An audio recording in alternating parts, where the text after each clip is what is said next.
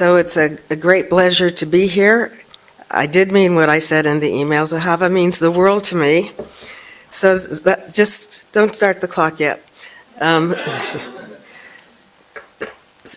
the late 1970s, I started a new doctoral and postdoctoral program at the University of Pittsburgh with a combination of psychiatry and the School of Public Health Epidemiology program. So it was brand new. I was in my early 30s. I was brand new. There were a lot of wonderful senior faculty at the University of Pittsburgh who were involved in the program on paper. And so we recruited our first cohort of students, doctoral students and postdoctoral students, and one of them was Zahava Solomon, who had come to the United States to find a PhD program, knew one of the affiliated faculty in this program, and she took a chance, really a big chance actually, on me, this unknown person running an unknown program in a field of epidemiology, which I don't think you'd had any training in at all, or could. I hope you were able to define it before you got there. And I took a chance on her because I knew absolutely nothing about her. I didn't understand her background, but we were a new program, and it was an exciting time. So the coursework involved basic courses in epidemiology, and then we added 4 extra courses on top of that in psychiatric epidemiology for adults and assessment and children and so on. So it's actually a lot of coursework. And one of the courses, and I want to say this because it's such irony, one of the courses that Zahava absolutely did not want to take was on infectious disease epidemiology. She said, what do I need this for? I'm going to go back to Israel. I'm going to be studying mental health. I don't need to do infectious disease epidemiology. So she tried very hard to get out of that course. She went to the professor, she went to the chairman of epidemiology, and she had to take the course. So what is the title of this meeting? The Transmission of Trauma. I just find it incredibly ironic. So I wanted to do a little tribute to Zahava, but I get extremely emotional. And I didn't think I could handle it in the sort of happy way that everybody else has done over the last day and a half. And so I wrote, in English we call it a limerick. This is a little ode to Zahava, which I'd like to start with, and then you can start the clock. It's short. There once was a student of trauma who exploded the field without drama. She has focus and grit and the skill to transmit. I'm speaking, of course, of Zahava. Her research is constantly cited. Major meetings she's always invited, because her work shed new light on the real long-term plight.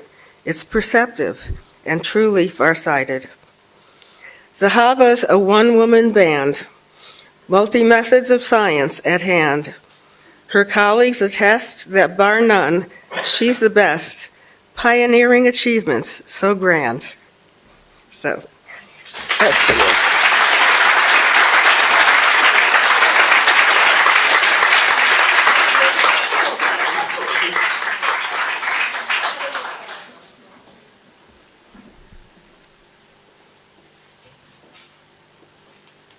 So I would say that half of my own career has been in the area of studying what happened after nuclear power plant accidents.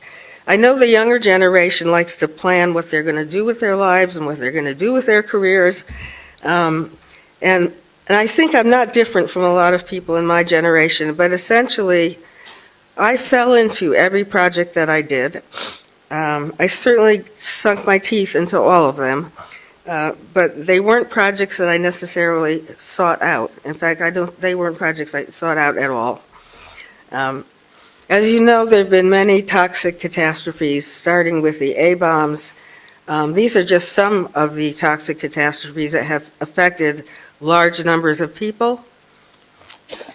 There are many others that have affected people in smaller groups all over the world, in South America, in Asia, in the Middle East, and so on. But the ones in red are the ones that involve radiation exposure.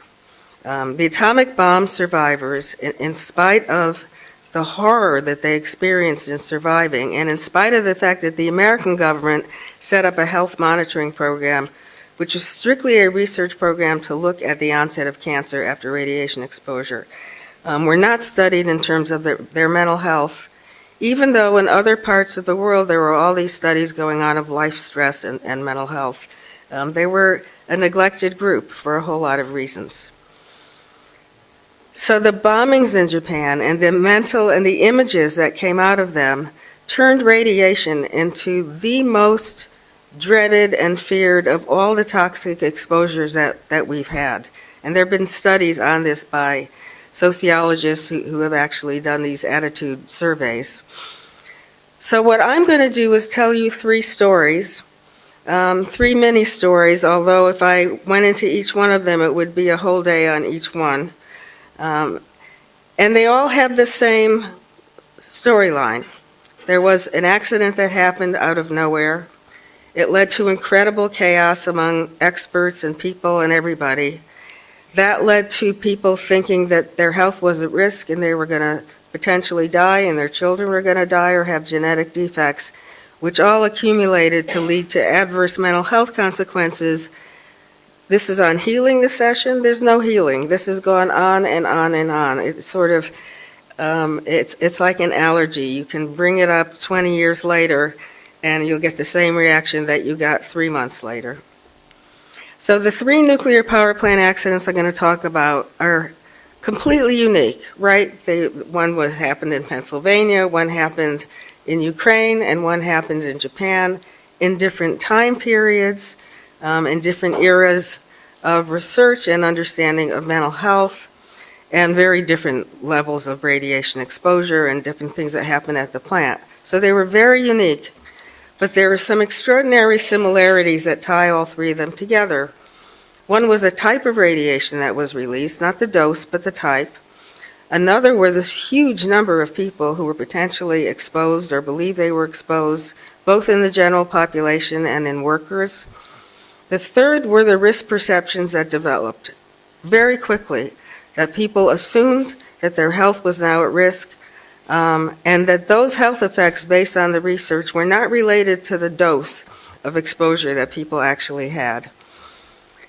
Another parallel is that in every single case, the conclusion was, by the radiation health experts, that the biggest public health problem was mental health and not physical health, even Chernobyl and even Japan. And that there were certain susceptible subgroups that popped up after all three events: mothers, pregnant women, and evacuees, and to some extent the nuclear power plant workers. So if you're getting tired, here's a short version of the talk. There was a lack of preparedness deliberately on the part of these governments. The communication by the authorities was chaotic and contradictory and ridiculous. The evacuations that happened were mismanaged.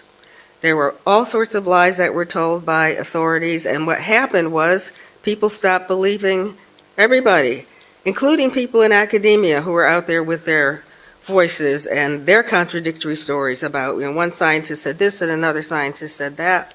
So the rumors started to spread, and people noticed that maybe there were some animals that were malformed, or somebody down the street got cancer, and the risk perception set in and fear set in, and it led to long-term depression, anxiety, and PTSD. And I think it's the same story as with rape. If you're going to do an intervention in these kinds of situations, they're not short-term interventions, they're lifelong interventions, because these are deeply held beliefs that people have about what might happen to them and their children and their grandchildren as a result of this. So now that you know, those of you who want to hear the talk, I'm going to start with 3 Mile Island, which happened in central Pennsylvania. I think outside of the United States, people say Harrisburg, which is the capital, which was right near there, in 1979. So here's what happened. At 4 in the morning, on March 28th, while Zahaba Solomon was sound asleep in Pittsburgh, there was a loss of coolant in the Unit 2 reactor, and it caused the core to overheat, and it caused a partial meltdown and a very small release of radioiodine, so small that the experts said that it was really not detectable above background levels. So they said. 2 days later, on March 30th, the governor of Pennsylvania, who was a nuclear engineer, and as far as he was concerned, nothing had happened at 3 Mile Island, nothing. He was forced by the federal government to order an evacuation of pregnant women and little children who lived within 5 miles.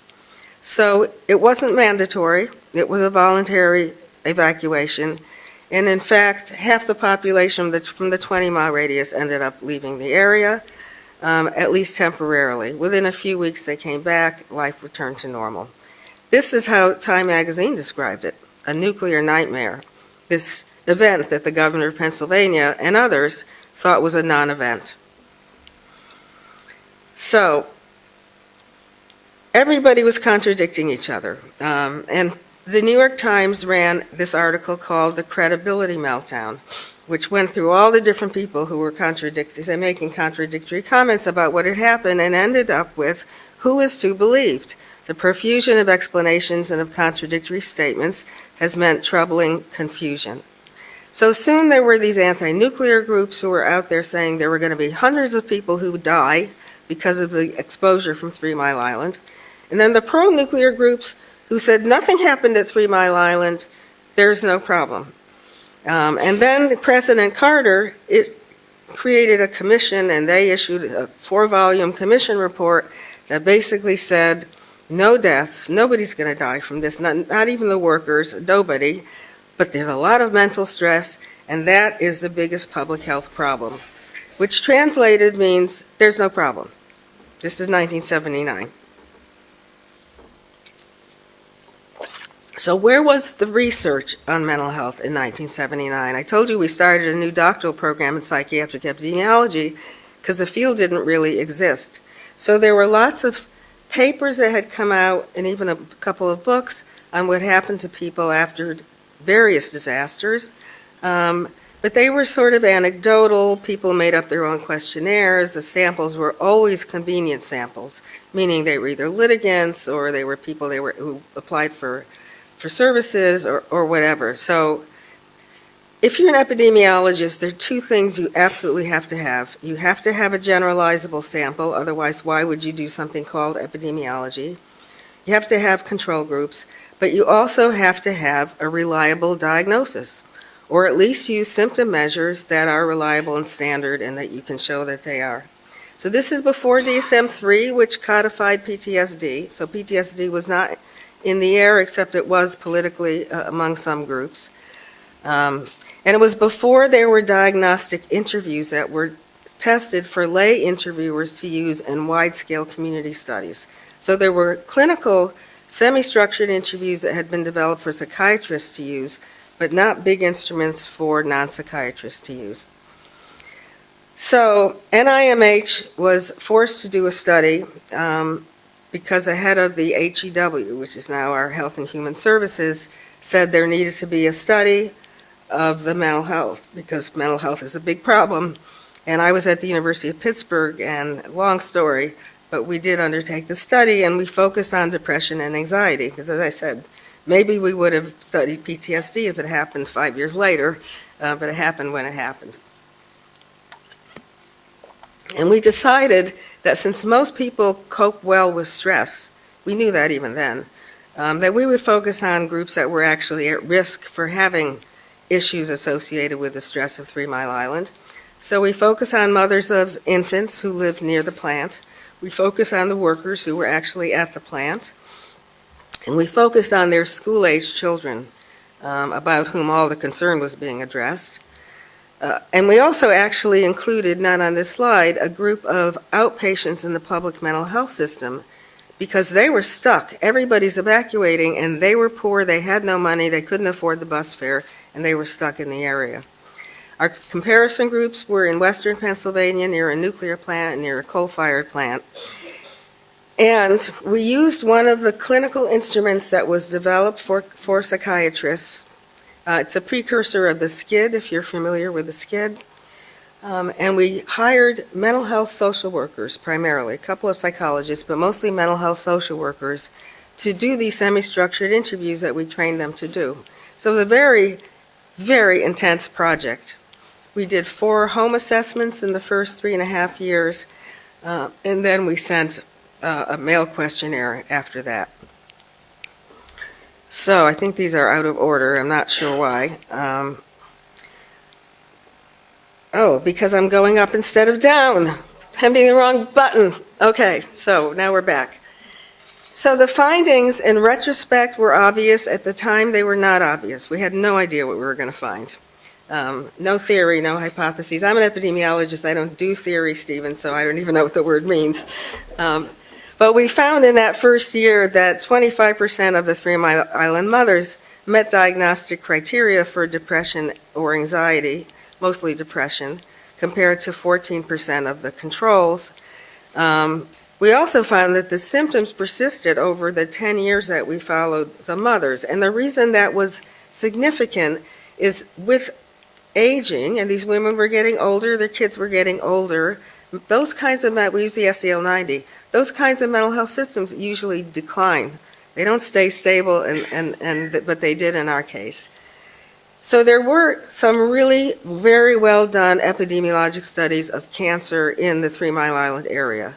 And the well done studies all show that absolutely there was no relationship between 3 Mile Island and cancer. But nevertheless, 10 years after that event, when we asked people if they thought their health was affected by 3 Mile Island, almost half of them did. And if we asked people if they were concerned about their children's health because of 3 Mile Island, 2/3 of them did. So whether or not it was a real issue in terms of science, it was a real issue for them personally. And of course, those two domains are strongly correlated. There were other studies that went on at the time, but they were smaller. They were not funded studies. We were very lucky that we had the funding to do a large-scale study. But the best paper that we wrote that came out of this was the paper that Zahava wrote. Now, even though Zahava was in an epidemiology program, she did think conceptually and theoretically. And there was a very influential sociologist who had created this vulnerability model. He studied mothers of young children. That was his sample over in England, blue-collar women. And he had a theory that in the presence of high stress, if you had certain vulnerability factors, you were very likely to develop depression or anxiety. But in conditions of low stress, the vulnerability factors were irrelevant. Did I get that right? Because this is a concept. So Zahava added measures to our 3 Mile Island interviews, and she analyzed the data for her dissertation and wrote a paper in psychological medicine. And essentially she found what other people have later confirmed in many studies, that relationship between the woman and her husband is really the key to her ability to handle the stress that she was under. And people who had multiple vulnerability factors, it was true as well. So what was the impact of the 3 Mile Island research? Because it was intense work, I can tell you. It got published in good places. It was ignored by the radiation health researchers. They had no interest in mental health. They were interested in cancer. The stress researchers at the time and over the decade and a half before then were doing research on stressful life events checklists and short forms, not the LCL-90, but like 22-item symptoms questionnaires. They were mostly like the K6, psychosomatic and a little bit of mood. So for them, this was a one-off. It wasn't interesting. And I'm afraid, I'm embarrassed to admit this, I internalized that. And I felt that this was, okay, we did the study, it's not of interest. And instead of feeling incredibly proud of what we did, I sort of internalized it and moved on to studying occupational exposures. And one last word, I did meet after the first year with the head of mental health for the state of Pennsylvania around doing something for these mothers who were, those are very high rates of clinical depression. This wasn't just high symptom scores or probable depression. And she was very sweet. She took me out for coffee. She patted me on the head. And that was the last I saw of her, because I later found out that she was on the board of directors of the parent company that owned 3 Mile Island.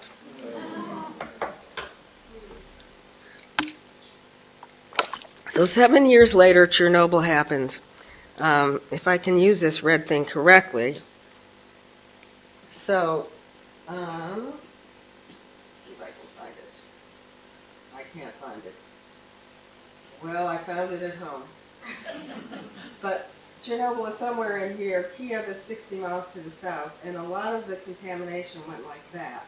So Gomel and this area of Belarus really got the brunt of what happened at 3 Mile Island. It was only 7 years after Three Mile Island, Chernobyl is what I meant. So it was, as you know, it was a complete meltdown. There was extensive contamination, including in Europe where people were really frightened. The 30-kilometer area was immediately declared an exclusion zone, and people were evacuated, and then other villages were found to be contaminated, and in the end, 350,000 people were permanently evacuated. 28 workers died that summer. Although if I said this to radiation health people, they would tell me that 3 of them didn't die of radiation poisoning. They were alcoholics or whatever. But anyway, 28 of them died that summer.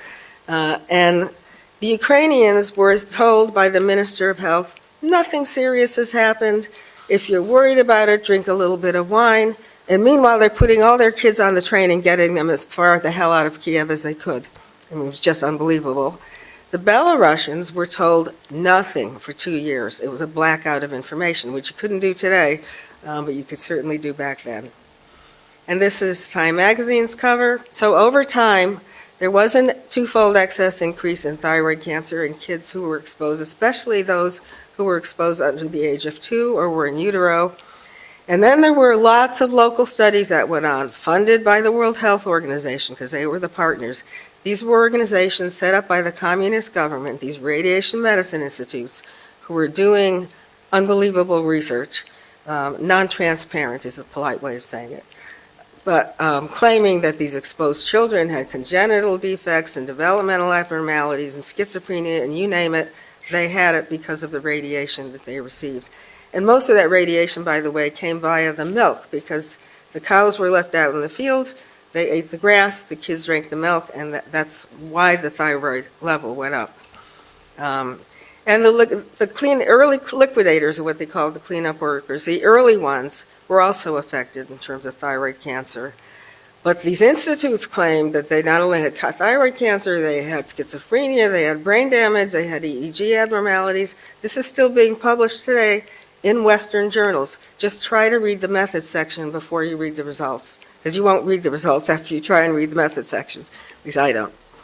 So 20 years later, Greenpeace wrote a report claiming all sorts of deaths and terrible things. But an international group organized by the World Health Organization, IAEA, the UN UNSCEAR, which is their radiation energy organization, and the 3 republics that were involved, Ukraine, Belarus, and part of Russia, wrote this report called the Chernobyl Forum Report. This was the big report. It basically said there were 4,000 thyroid cancers in the kids, 15 kids had died. There were no congenital effects. There were no population health effects directly attributable to radiation, and the predominant effect was on mental health. The translation of that is there were no effects. Well, the Ukrainians had signed off on it, but they were insulted, and they were really angry. So they went back to Ukraine, and they wrote a report called the Chernobyl Forum Report, same name, which came to completely different conclusions about, how many hundreds of thousands of people were going to die because of all of this.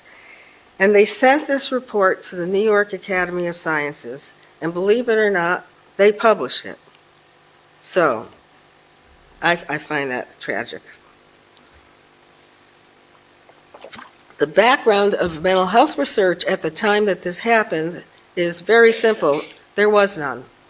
And there was no understanding of mental health as we understand it. They had their own system for mental health. The WHO, in their wisdom, designed an absolutely beautiful study of the cognitive effects on the in utero population when they turned 7. The design and the hypotheses were beautiful. And they got some interviewers who were reasonable people. They brought them to England. They trained them on this neurocognitive assessment. And then they sent them back. And then they dropped the ball and let these local radiation medicine institutes carry out the studies. And what did they do? They picked exposed children living in these villages with uneducated parents, and they took controls who were children of professors. And what did they find? That there was a big difference between unexposed and exposed children on these neurocognitive tests.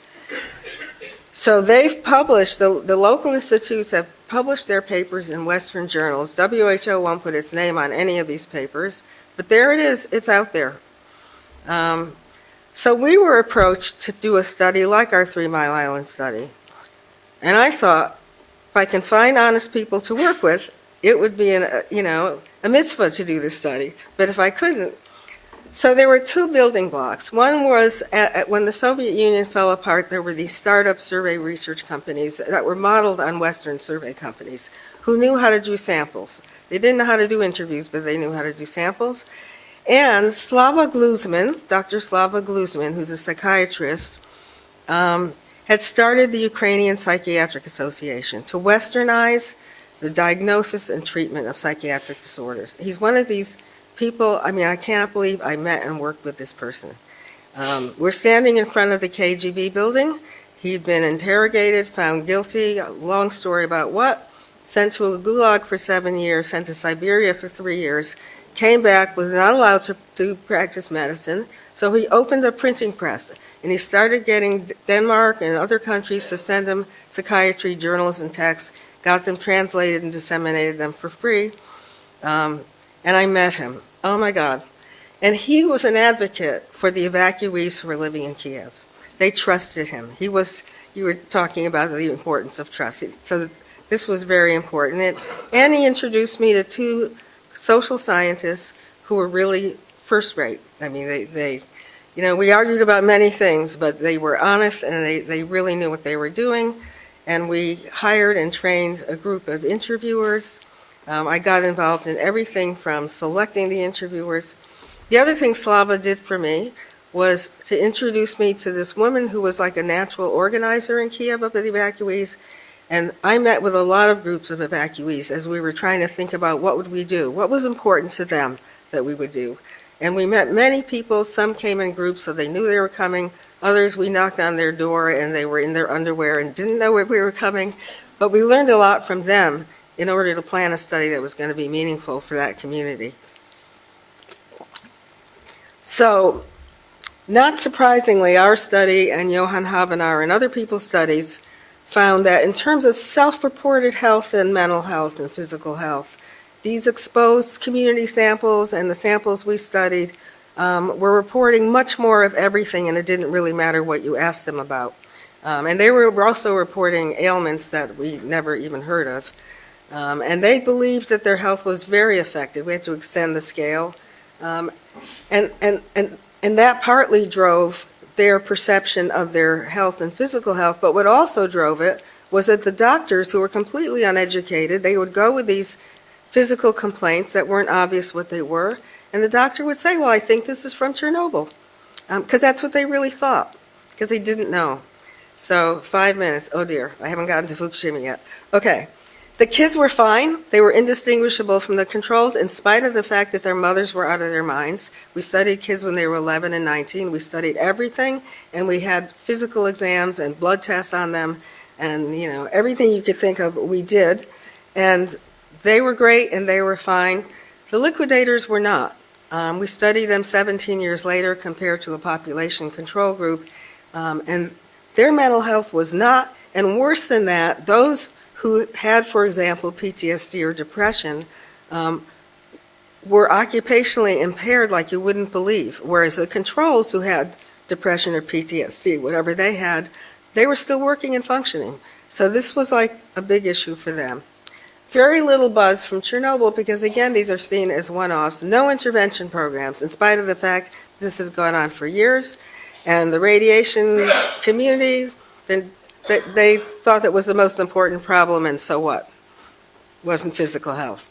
And then Fukushima happened in 2011, and by then there were a lot of differences, both in measurement, and it was 10 years after the World Trade Center. It was after a lot of these Americans were coming back from war, complaining, with suicide and PTSD and traumatic brain injury. So the world had changed by the time this happened. So there was a big evacuation. They evacuated everybody out to 20 kilometers, but then a lot of people who lived further out also evacuated. But the evacuation of the elderly who were living in institutional settings near the Daiichi plant that exploded was hideous. They were put on buses. A lot of them died on the buses. They died when they got to the shelters they were going to. It was a heartache. So no deaths among the workers. So in spite of what you saw on television, the workers had protective clothing, which didn't happen after Chernobyl, and there were no deaths. So again, there was a lot of contradiction about what went on. The government said one thing, these experts from all over the world, the radiation experts pretty much spoke in one voice, but they spoke in tongues. They used all this language about radiation that nobody could understand. And then there were these other scientists who appeared out of nowhere, but they had PhDs, who said these kids were already dying of heart attacks within the year after the accident. And it just led to incredible chaos and to the same kind of thing. One quick story, and then I'm going to get to my conclusion. So the government said there were no health effects, no detectable cancers were going to happen, and blah, blah, blah, and a lot of the agencies agreed with them. And then they turned around and said, but we are going to test 360,000 children and do ultrasound of their thyroid, just to make sure. So on the one hand, they said nothing's going to happen, and on the other hand, they tested 360,000 children, and you can imagine what happens if you tested 360,000 children in Tel Aviv, right? You'd find something.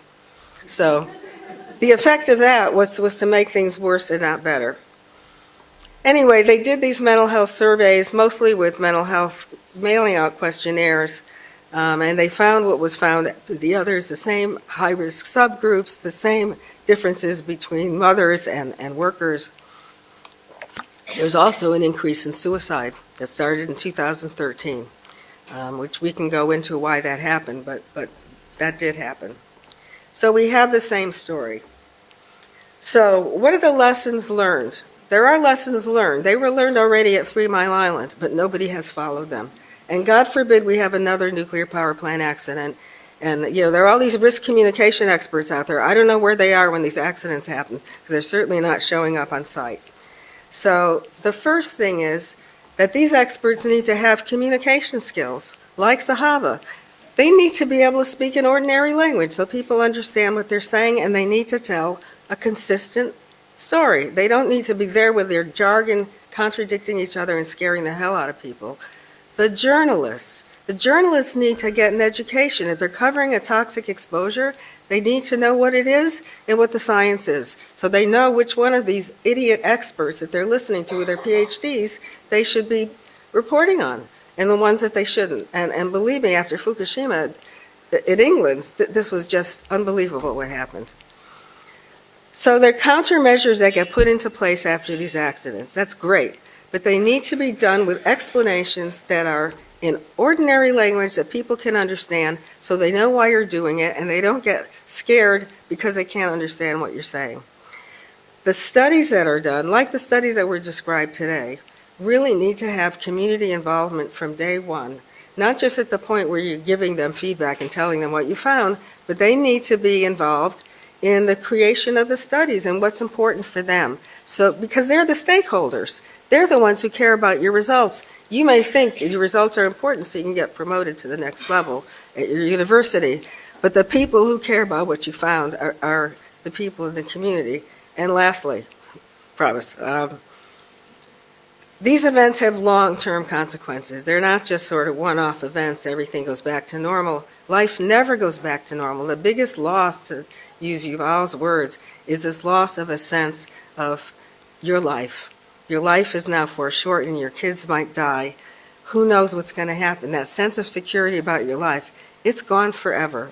So there needs to be careful long-term monitoring that's done so that there are clinical programs that make sense for the kinds of issues people are trying to deal with in the long run. And Zahaba's work is an absolute model of that. The rest of it is not.